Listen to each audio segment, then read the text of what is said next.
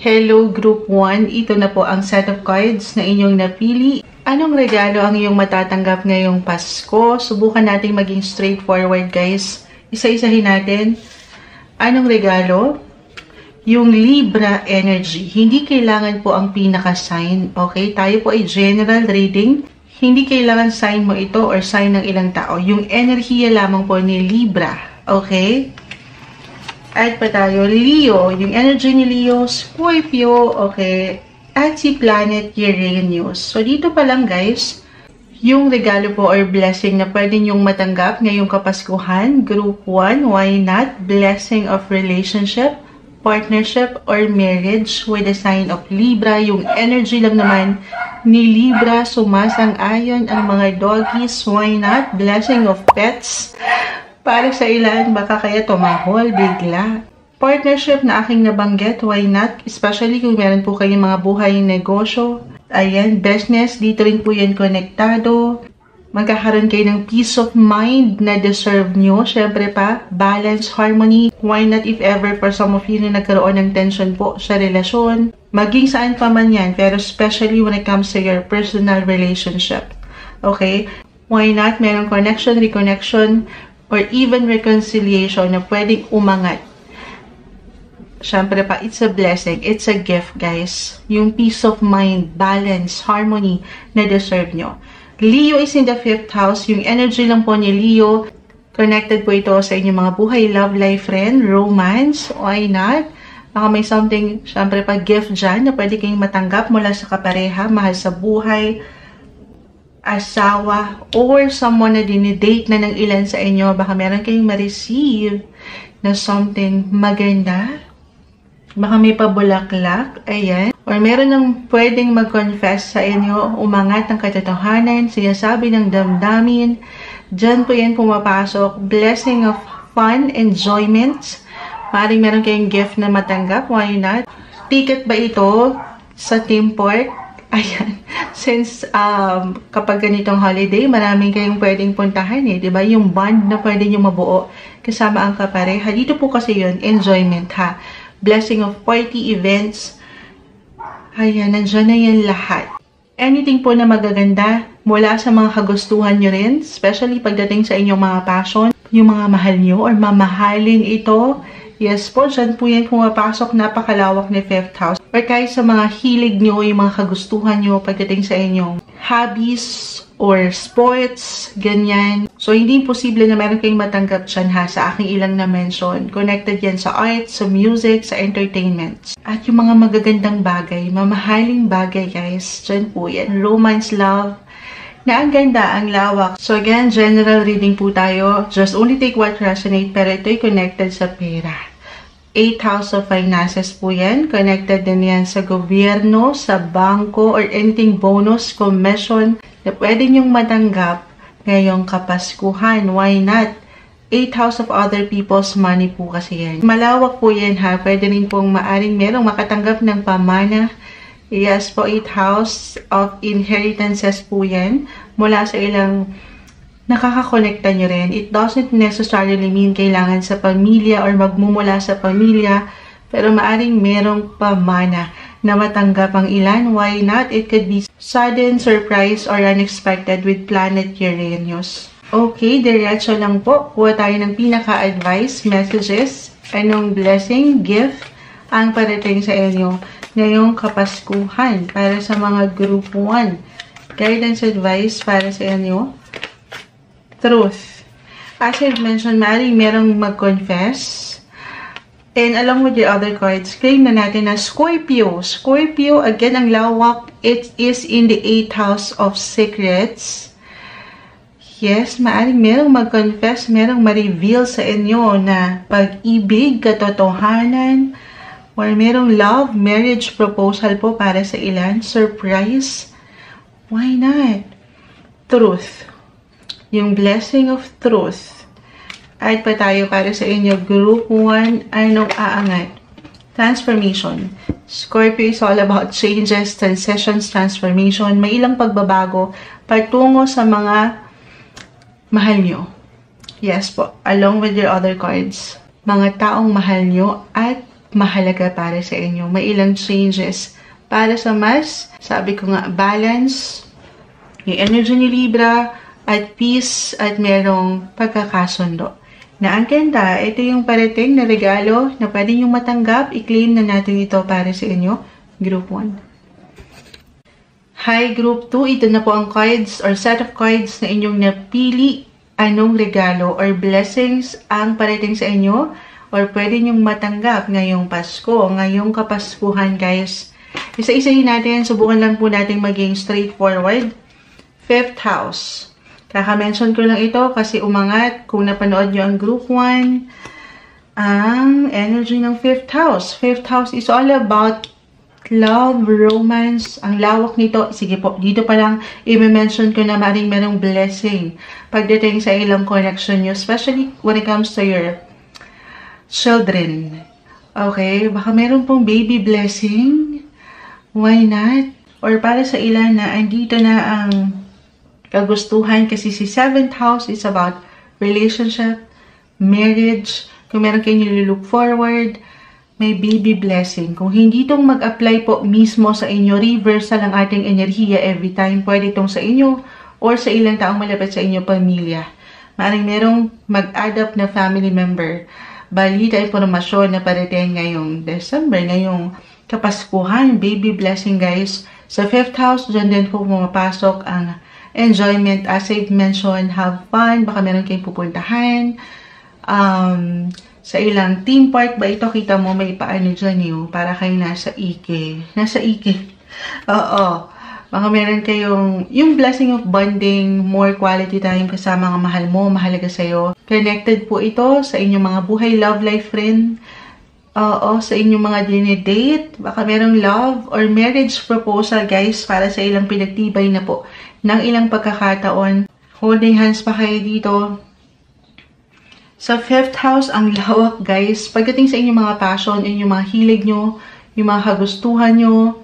Alam mo, pareho ito sa Group 1, halos, pero meron pa ditong dalawang baraha. Especially kung andito kayo sa industry ng arts, music, entertainments, baka meron kayong matanggap na balita or something gift mula dyan. Kahit sa simpleng mga hilig nyo or kagustuhan nyo pagdating sa mga hobbies or sports na meron kayo, why not? Anything magaganda po at mamahalin ang 5th house, why not? Magiging happy ang mga situation. 7th house at ang lawak din ito, relationship, marriage, and partnership. Kung kayo mga single, baka meron pong offer, new clients, or magandang potential pagdating sa partnership in business. Matatanggap nyo dyan yung justice. Yes po, I see balance and harmony rin. Tingnan na natin, Venus, love. Love, love, love ang Kapaskuhan, Group 2. So, dito palang tinapos na tayo. More on sa love life ang umaangat sa inyo or personal relationship po ha. Ang lawak nito. Pero I see beauty, something magaganda at mamahalin po talaga. Or anything money related din. Si Venus ay konektado rin po sa kaperahan. I see comfort, stability, security, and beauty. May ganda po. Something pampaganda ang parating. Merong magbibigay sa inyong regalo, pampaganda, for pleasure. Or pagdating sa inyong mga style, mamahaling bag ba ito or damit. Diyan po yan kung magiging practical tayo. Meron at meron kayong matatanggap. Yes po. Or merong someone new love interest, secret admirer. Bakit ka rin nakukuha kong energy din? Pero, or may pabulaklak ang inyong mga kapareha. Ang sweets at ang beauty ay aangat sa inyong connection. May spark. Magiging magical po. I-claim na ba natin yun? Yes naman. Mars, the planet of action. Baka may pa-makeup na regalo. Kita mo naman. Nag-iinit ang mga situation on fire. Kung aking i-apply dito along with your other coins. On fire po. Ang inyong mga buhay, love life, relationship. No matter what your relationship status, single ka pa man, kung pahihintulutan mo lang ito, may ganda, may enjoyments, magiging masaya ang Kapaskuhan. Balance lang. Or maybe ito yung pinaka-advice, guys. Pangatin nyo naman yung pagkakalma. Deserve nyo maging masaya. Okay? Pangatin nyo yung energy na para kayong mga bata. Kasi sa 5th house, connected ito sa children, kids, Especially kung may mga anak na kayo, baka meron kayong something good news rin na matanggap sa mga bata. At syempre dito, isi-celebrate nyo yan sa EK or sa Star City, why not? Or sa theme park, ganun yung nakukuha ko guys. Ang ganda. More quality time. Having fun kasama ang mga taong mahal mo at mahalaga sa'yo. Group 2 ay tayo, anong matatanggap nyo ngayong Kapaskuhan na blessing or gift? Add pa tayo. Guidance, beauty. Alam nyo, group 2, umaangat yung energy nyo. The energy is giving. Napakaganda nyo, napakakisig nyo. Ang tamis, moonshot. Pero ito yun. Venus, the planet of beauty, attraction. Anything pampa-beauty. Baka ano to, kailangan nyo nang magpa-pamper, magpa-salon, magpaganda, magpa-spa. Baka may something gift doon mula sa kapareha, pamilya, mga bata. Beauty guys, or something mamahalin, magaganda. Dito po yung luxury, yung energy ni Venus. Pagdating sa money, wealth, money-making opportunity, why not? Kasi business din po umaangat dito. May something ganda sa negosyo, sa kaperahan. Sa inyong mga kapareha, tinapos tayo. Ito yung umaangat. I-claim na natin yan para sa inyo ngayong Pasko, Group 2. Hi, Group 3. Ito na po ang set of cards na inyong napili. Check na po natin bawat isa kung ano tong regalo or blessing ang parating.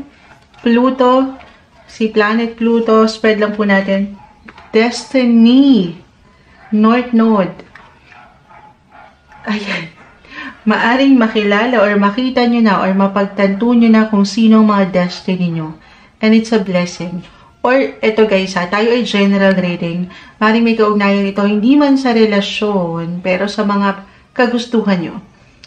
Yung inyong mga higher calling or purpose, inner calling. Ayan, baka hilahin kayo ng tadhana kung saan kayo dapat, nararapat, kung saan nandun ang blessing or regalo para sa inyo. Yung energy ni Sagittarius, hindi po kailangan ng pinaka-sign para sa ilang nagtatanong po Kasi minsan may mga nagko-comment, hindi naman ako Sagittarius Moonchild. Yung energy lamang po. Tayo po ay general or collective reading.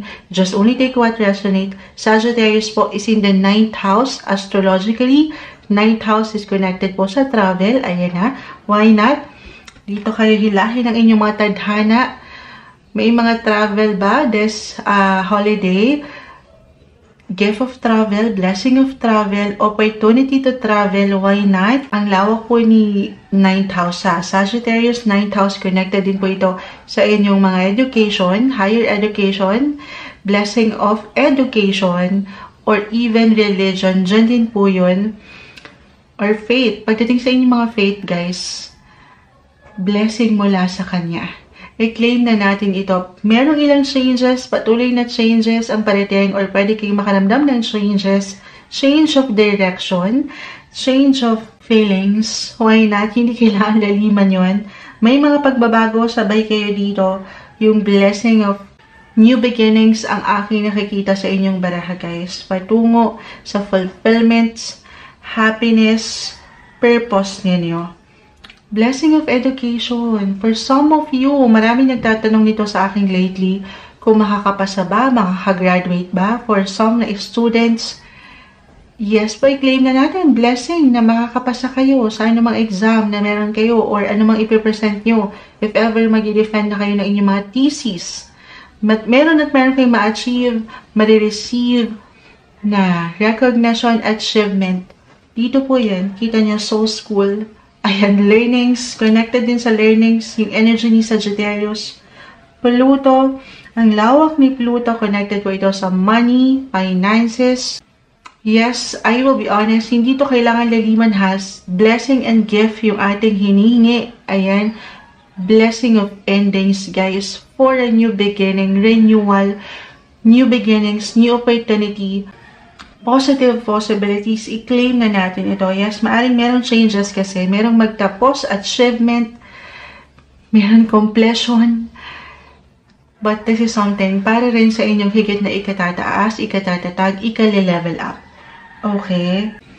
Or why not? Dito kasi, merong ilang secrets na pwedeng umangat din, ma-reveal, katotohanan. para sa higit na liwanag. Okay? So, yung blessing of confession. Why not? Blessing of truth na aking na-mention sa isang group. Blessing of money, guys. Dito rin yun sa energy ni Pluto. Finances. I-claim na natin ito. Taurus. Speaking of money, this is connect. Okay, si Pluto, add ko ito ha. Anything bonus, reward connected sa bangko, sa gobyerno, paayuda ba ito? Why not? Si second house. Yung energy ni Taurus is in the second house of your income, your wealth. Pagdating sa inyong mga possessions, dyan po pumapasok yung kinikita. Okay? Or patuloy yung kinikita sa inyong mga hanap buhay, maging ano pa man yan. I-claim natin na yan, syempre naman, lalo pa kung alam nyo sa inyong mga sarili na kayo nagsikap, nagsumikap ng laban, itong mga nakalipas na buwan, may something, bonus talaga, holiday. Ayan, Christmas. Yung mga pa-bonus ng inyong mga boss, claim natin, okay? It could be a reward, recognition, positive, guys. Something luck, guys. May something luck kayo na parating, may blessing. Yung energy ni Sagittarius, ang planet ruler niyan is a Jupiter, which is the planet of luck, giver of gifts and luck, guys. May paregalo, may paambon ang universe para sa inyo. I-claim na natin yan, especially sa kaperahan po. I-claim na natin. Okay, kuha na tayo ng final advice, message. Anong parating na blessing or gift para sa mga group 3? Transience. Okay, so sabi ko nga may ilang changes, bagay o sitwasyon na pansamantala lang sa ating buhay. Kasi nga, nag-level up kayo, mag-level up. For some of you, especially na merong mga pinagdadaanan sa buhay or pinagdaanan na hindi ganun kagaanan, itong mga nakalipas na buwan, especially, yan po ay lilipas, lumilipas, sabay lang kayo. Pinapaalalahanan kayo ng mga barahan that everything is temporary daw po. Hindi kayo mananatili dyan. Merong matatapos, meron at merong mga changes pa para sa mas positibo, mas malawak, mas masasaya na sitwasyon sa inyong buhay. Sige, add pa tayo para sa inyo group 3. Anong blessing ang parating? Guidance po para sa kanila. Passion. Kasi nga dito yung calling niya, yung inner purpose, higher purpose. Baka hilahin kayo dyan. Blessing of passion. Yung mga hilig nyo, yung mga gustuhan nyo. Or kung magiging practical tayo dito, connected po ito sa mga love nyo. Okay, bagay man sitwasyon. O yung mga, ayan nga, pagdating sa art, sa music, sa entertainment, kita mo, ayan. So, maaaring konektado dyan yung pwede nyong ma-receive na regalo. Why not? Add pa ako ha. Para sa mga group 3, may hugot kayo, guidance and purpose. Ganun talaga. Aangat yung purpose. May pagtaas, pag-increase, pag-level up sa inyong situation. Papunta kayo doon. Kahit pa sa mga pagkakataon na malabo yan, moonchild. Pero yes po, ito yung mga mahal nyo. Patungo kayo doon, yung mga gusto nyo. Gusto nyong gawin at mahalaga sa inyo. Purpose, guidance. Ito ang pinaka-the best. Meron kayong gabay, blessing of guidance, gift of guidance mula sa Kanya. Patuloy na samahan ng dasal ang inyong buhay paglalakbay at itong mga regalo na ito, yung blessing ay parating. I-claim na natin ito para sa inyo, group 3. Hello, group 4. Ito na po ang set of cards na inyong napili. Anong blessing or gift, anong regalo ang marireceive nyo, matatanggap nyo ngayong Kapaskuhan. Ayan o. Blessing of having fun ba ulit ito kung nakapakinig kayo sa ilang cards na umangat, patawarin sa ilang ingay. Daytime tayo, ang daming batang naglalaro sa labas. So why not? Blessing of children. This is the 4th house, guys. 4th house of home, family, blessing of family. Pagdating sa inyong roots, kita niya. So anything connected po sa tahanan, blessing of home, property, real estate, baka may magregalo sa inyo pa bahay. Bahay at lupa. Kay Moonchild kasi, bahay lang to sa paso. Ayan. Hindi. Ay tayo ha. Comfort, home. Meron kayong may sa katuparan na pangarap po. Gaano man ito kalaki, kaliit. Yung energy ni Neptune, this is about your dreams, your hopes, your wishes. Claim na natin yan. or kung ano man yung mga nasa wishlist nyo. Why not? Maaring ito yung matanggap nyo ngayong Pasko na may kaugnayan, or maaring matanggap nyo mula sa kapamilya or isa sa miyembro sa pamilya. Ang lawak po ng bawat sektor. The 4th house connected din sa comfort. Comfort food ba ito? Or ilang kasangkapan sa tahanan? Yung ganon po kung sa magiging practical tayo. Ilalaban natin to sa kabila ng ingay. Moon! 4th house, this is yung energy lang po ni Cancer ha. Hindi kailangan yung pinaka-sign na aking nababanggit. Tayo po ay general reading. Pero Cancer is ruled by the moon. So, andito lang po yun ha. Umiikot sa pamilya, mahal mo, mahalaga sa'yo. Group 4. O nga, group 4. 4th house ang umangat, pero regardless, Moon is all about feelings, emotions. Yung mga mahal mo, mahalaga sa'yo. Isa lang yung iniiwan ng baraha. Maaring merong i-celebrate ang inyong mga puso. Para sa mas masaya, ikaka-comfort, ikasi-secure, at ikasa-satisfy ng inyong mga emosyon, ng inyong mga puso, pamilya, mahal sa buhay. Okay? Saturn. Okay? So dito, yung energy ni Saturn. Saturn is all about difficulty, challenges. Lalo pa para sa ilan sa inyo na merong pinagdaanan talaga na malupit. Ayan, yung mga hindi kagaanan sa buhay. Sinubo kayo ng ilang pagkakataon. Actually, si Saturn, iiwanan man kayo ng ilang test niyan, guys. Yes, sinubok man kayo, susubukan lang kayo niyan, ha? Higit po kayong papatatagin ni Saturn. And along with your other cards, eto na yun, hindi po nabaliwala yung alam mong pinaglaban mo, pinagsikapan mo, tiniis mo. Okay? Andiyan na po. This is about your dreams, your hopes, manifestation, guys. Claim na natin ito na merong ginhawa. Itong ilang kahirapan na inyong pinagdaanan. Para sa inyo, straightforward lang tayo. Kuha tayo ng pinaka-blessing gift na parating para sa mga group 4. Mula dito sa ilang barahan na bumagsak para sa kanila. Anong blessing po? Guidance, advice? Wisdom. May ilang lessons na. May ilang realizations na. Higit na kayong matatag. Gamitin niyo raw yan. Yung blessing of wisdom, blessing of knowledge. Ayan, may mga batang umaangat sa paligid. Pero ang ganda. Yan yung regalo or blessing na walang kapalit, guys. Nasa inyo yan mismo. Yes po, higit kayong tumitibay sa buhay.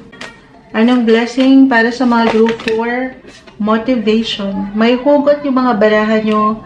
Lalo kayong lalakas, lalo kayong magiging determined at disiplinado para magpatuloy.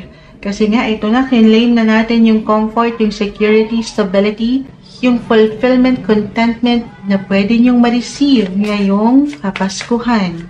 Ano pang matatanggap? Ng mga group 4, harmony, balance, may pagka at peace. Ang ganda, deserve niya yan. May pagkakasundo, especially kung may ilang tension po na nabuo sa ilang relasyon, trabaho, pamilya. Kasi ito yung nag-highlight dito, may pagkakasundo. Blessing of reconciliation. Why not? Regalo ito mula sa taas. New beginnings, mga bagong simulain para sa inyo. Blessing of new beginnings, guys. Ito yung umaangat na pwede nyong matanggap ngayong Kapaskuhan. Group